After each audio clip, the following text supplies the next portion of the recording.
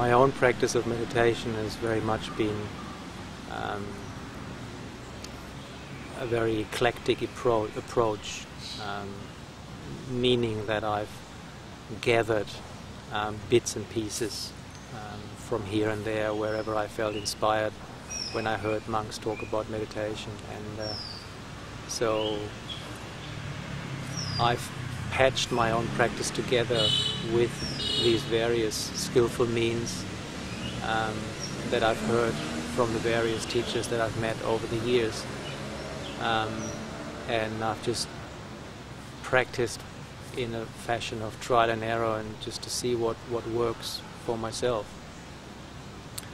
And the central meditation that I use, apart from the contemplation of death, apart from the contemplation of the foulness of the body, which are things that are more, the mind needs a particular foundation of peace already to be able to successfully take up those themes of meditation. But the actual method that I found very useful for myself, just on the level of pure samatha meditation, is the meditation on the breath.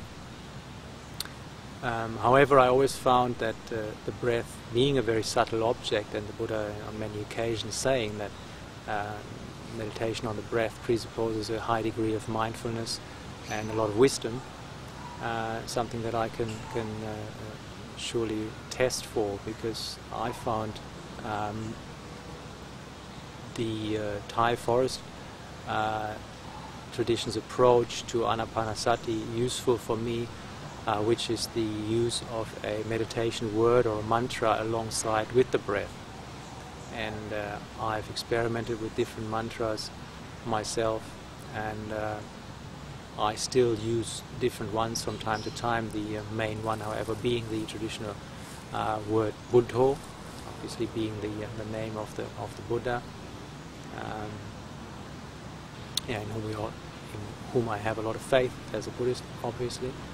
So the word Bud, or the in-breath Buddho, and the out-breath is one that I find very useful, because it gives the mind an extra anchor, as opposed to just watching the breath when there's not enough mindfulness yet.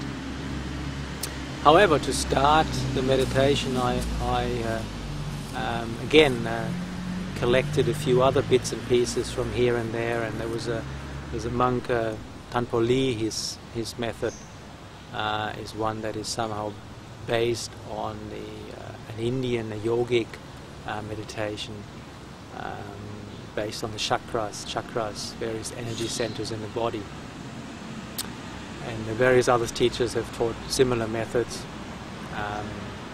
So I've devised my own little practice, which I used to keep my mind interested in the practice, especially at times early in the morning when the mind may not be yet so awake, just to give the mind an extra bit of anchor or a little bit more interest. So what I do is I breathe in at the tip of the nose, breathe out at the tip of the nose, and we're talking here about the subtle breath that we can detect in various parts of the body, various energy centers of the body. So I breathe in at the tip of the nose, repeating Bud on the in-breath, To on the out-breath, 3 times.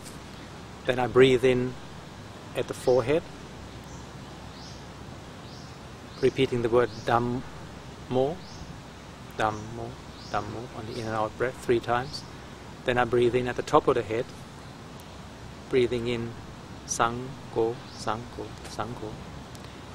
Then I breathe into the center of the brain, starting with Buddho again, Buddho, Buddho, Buddho 3 times. Then I breathe into the heart, Dhammo, Dhammo, Dhammo 3 times. Then I breathe into the solar plexus area, region, Sangho, Sangho, Sangho. And then I start again at the tip of the nose. So it's 3 times 3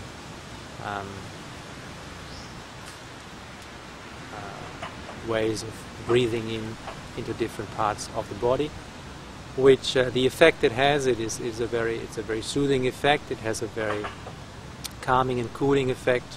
The body becomes very light because you're breathing the refined breath energy into those parts of the body, and it energizes the body.